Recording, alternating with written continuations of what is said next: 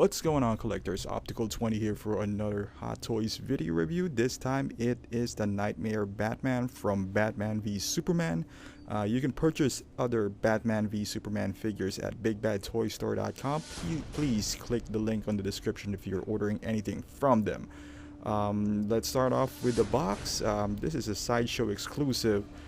I think they are the only one. I think they're exclusive as far as this figure is concerned, Knightmare Batman, although you can buy this obviously at eBay or straight from Hong Kong, but it's one of those summer exclusives and whatnot. So you can see here a very unique figure. It's really awesome. It's really nice figure. You know, it's a little screen time as far as the movie is concerned, but it's so unique that it's sought after now. It was on pre-order for quite some time, but now it's getting hot, and I can understand what the buzz is all about. Really nice figure. However, we're talking about Hot Toys here, so they might re-release this one just like what they did with Star Wars. There's really not much of a figure that's untouchable right now as we speak. So here you go, Knightmare Batman. Take this off. This is the I already took out the figure, but that's the inlay. There you go. There's a lot of accessories in here as well. At the time of this review, I've already shown you the regular Batman. That one has far more accessories. Even if you take out the cowl, the cowl and the sniper rifle, it still comes with far more accessories than this, but this is nothing to be frowned upon. See here, this is the binoculars. It has a crack in it. It's pretty cool. Like I said, this is Batman v Superman is not a regular movie anyway. It's a movie that's a bit controversial. You can see Batman using a lot of weapons such as rifles and handguns and all that stuff. So it all comes with this. You see the gloved hand. At first, I thought it was a cloth when they were showing it on the preview. The green part right there, but it's sculpted in there. He also comes with this nice scarf. It is wired. It also comes with the 1911 with ivory finish on the handle, and also his scar. This scar is pretty unique. It has a lot of straps. It has a lot of weathering, just like the actual figure itself. It looks dirty and sandy and all that stuff, but I think that's the message that they're trying to convey, which is pretty cool. But yeah, the actual figure and all its accessories are pretty nice. There's some scarf in there. There's a Joker card, as you notice there, and this scar rifle has some few articulation points. As you can see, this iron sight goes up. The stock also extends to a certain degree, but it also bends. As you can see there, it's collapsible stock. Also extend this part right here. Be careful on this. As you can see on mine, there's the leather part, and as you know, Sideshow's quality, my god, it's horrible. As you can see, it's already starting to kind of break. Mind you, I got this figure used from a good friend of mine, Casey, but yeah, as you can see there, and this figure hasn't been released for so long. It's only been a while. Knightmare Superman, and I'm sure when I review this, I just got it straight from him, opened it straight from the box. Yeah, it's not damaged or anything, but it happens, and that's the screaming mouth plate and the regular mouth plate, kind of like an open mouth. It also comes with this nice goggles, who has a lot of sand. Kind of unique take on it. It kind of has has like weathering on it on the back side, so once you wear it on him, you can't even see his eyes, which is a nice cool effect. But ultimately, I think it's the same goggles as just regular from, let's say, Expendables and whatnot. And the figure itself, pretty darn cool figure. I didn't had any intention of picking this figure up before. I always felt that it looks the same as the regular Batman. But once you see it up close in your hand, it's a unique figure that I love it. I love the figure, and honestly, I think this has more character, as good as the regular Batman is. This is probably my favorite in the line. Although it's hard to explain. I wouldn't recommend this out of the three if you're very limited on budget. just because, you know, it's an alternative version. Although I do love this alternative version, if that makes sense. There you go. As you can see, the boots. For some reason, the regular Batman's toes, like the metallic toes on his shoes, are silver, and this one's gold. So that's a bit of you know, contrast right there. But it's okay. I mean, this doesn't bother me. This jacket maybe could have used a little bit of weathering, or maybe a little bit more darker. I don't know, there's just something. I mean, it's a nice coat, don't get me wrong. It has wires underneath, which is pretty cool. It's the material they used is nice and heavy, so I mean, it doesn't drape like the ones in the movies, but it has this good feeling on him, you know what I mean? Still looks nice. You can see there the leather. Always, if you live in if you're living in a country where it's a bit humid, I would apply some you know, like leather stuffs in it, you know, like to take care of it. As you know, it doesn't look like one of those pleathers that Hot Toys deliver, so they crack. But still, just for precaution, I would do that. Like the leather care or whatever, shampoo or conditioner or something like that. So you can see he has a lot of weathering in him. And as far as the cowl, it uses the same cowl as the regular Batman, but you can sport a lot of look. You can put his goggles in his forehead right there, which is pretty cool. And you can also kind of sport his scarf right there, so you tie it around.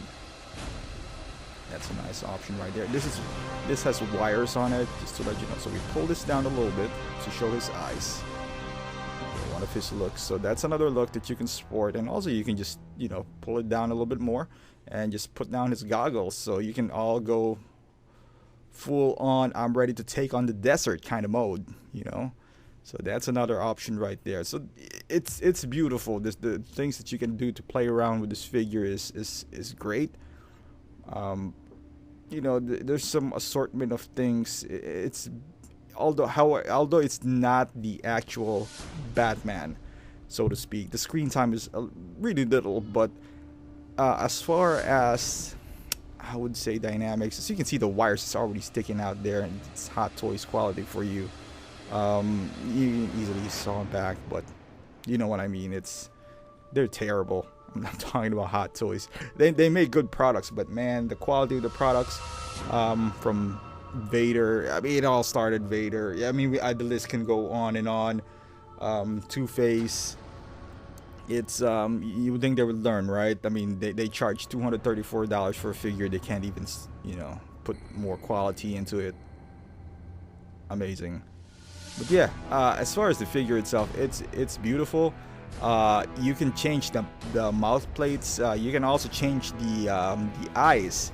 Here's the caveat though: it does not come with any spare eyes. It does come with a unique mouth plate, something that doesn't come with the regular Batman, which is the screaming one, which the teeth is showing and all that stuff, which is really, really cool.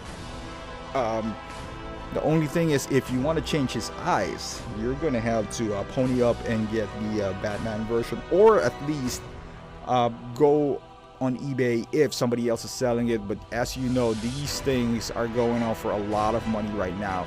And how you change it is pretty much the same as the regular Batman, but you gotta kind of take off his coat, because the cowl extends far, you know, so the coat is in the way. So you don't have to take the coat entirely out, but you have to kind of maneuver it down so you can slide it off. As you can see here, this is how the peg looks like. It's a unique peg. And as far as the Batman cowl is concerned, it's just watch my, I guess I got more in-depth with my regular Batman. So if you have any questions on how to change plates as far as the eyes, just refer to my previous video. So this is how he looks like. It's not magnetized or anything. There's a hole, and then you just punch out the hole and the mouth comes out. The only, I would say, this is the unique mouth plate that he does have. And then the unique unique feature of this is because of the eyes. It doesn't have any seams or gaps as far as the cowl is concerned. So I'm just going to show you. So this is, you kind of just push it down, but as you can see, yep, that is a beautiful picture right there. As you can see, he's the screaming head sculpt. what I was saying is that, yeah, the mouth. I wish they would have made it magnetized so you don't. I don't. The eyes doesn't matter that much to me. I mean, if I want to change the eyes, then I'll take off the cowl. But had they made the mouth just flat and magnets, I would say it'll be a lot better. Kind of like with Deadpool, because you don't have to take out the cowl. Because I think down the line, taking this on and off would, show some tears and wears and all that stuff. Which is, I'm not concerned out of now, but down the line, if you want to change the looks, I'm just a little bit concerned that might happen in the future. So there you go.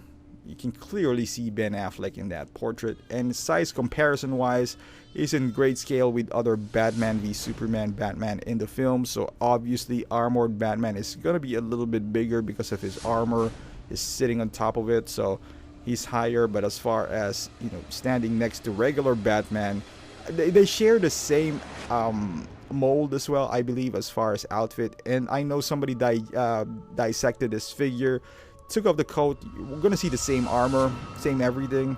But if once you take out his pants, he doesn't come with the same full outfit as regular Batman, as rightfully so, because then you would just take off his suit and you'll have a regular Batman.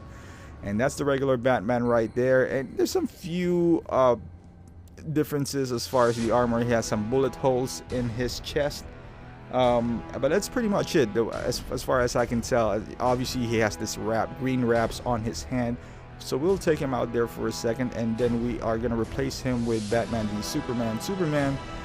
They have the same scale. Obviously it's hard to stand them right next to each other because they fall, but you're trying to make them as close as possible. Maybe he's a little bit taller, but still in scale. But in reality, Ben Affleck is taller than Henry Cavill anyway. So if you send them apart, there should be a little bit of difference, but not too much. Not like the Man of Steel Superman, which is he's super tall. So I'll just throw in a couple of poses in here, and then we'll call this a wrap. There's so many display options or posable options that you can put Knightmare Batman in. Because of his weapons, he is more of a military type of superhero, which is pretty cool if you ask me.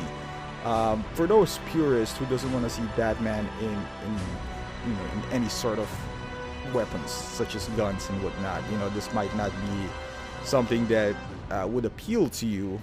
But at the same time, it was a specific scene. I'm not a big, I don't follow comics all the way through, and I know that's an alternative world where it's Superman's ruling the world, so he has to resort to weapons. But the posability, the pose options, it's beautiful. It's all in this figure. So regardless of how you feel about him holding guns, it's a unique perspective, and it's something that I welcome.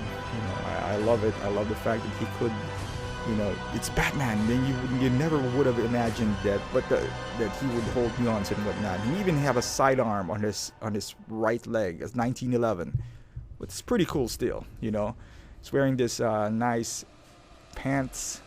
Even has some, and there you go. I'm gonna put one of these where he's holding his 1911, kind of shooting on some bad guys. So you can see his coat flying in the air because of the wires, which is pretty cool. Nice touch. I almost wanted to try to use Bane's coat in him, but I'm afraid it's not gonna fit. He's really bulky, his body and all that stuff, and that's one of the reasons why I initially didn't want to get this guy. I felt like if you have the regular Batman, one day somehow, some way, somebody's gonna create a coat for the regular Batman and some pants, and you can recreate this look. That's just how I feel. Some customizer, somebody from China or Hong Kong or wherever it may be, would come up with the necessary parts. And when I mean necessary parts, I'm talking about scarf, goggles, coat, and pants. The belt, you can make an argument that you can use the same Batman belt. And the pants, if you really want to, or the holster and whatnot, you can get that from eBay. Just look for it. It might not be super accurate, but there's some military 1/6 stuff out there, which is for the taking. The scar is easy to find. I know it's not going to have the Joker card, but if you are just trying to capture a look You know, if you're not trying to be super if you are, then just might as well just buy the figure. I would still recommend the figure, but if you're in a tight budget, I don't know how much you're going to spend if you buy this stuff, because right now, as of the moment, this guy is on waitlist. So if you try to go on waitlist and gets converted, good for you. If not, then you're probably looking at around $300 for this guy. And then the kit, I'm assuming maybe it'll run for $50, maybe $60 at most, because you don't have to use a different boot. Perhaps you can use, you know, like a gauntlet, maybe you have to, but it's not it's a green tie. Maybe they can come up with this green tie and wrap around his hands if you really want to, you know what I mean. So I can even see somebody just creating a coat, you know, because this coat is as good as it is. I mean, people make capes, you know, and they sell capes, even though, and I understand it for some figures like Batman Begins, the capes is a bit horrible.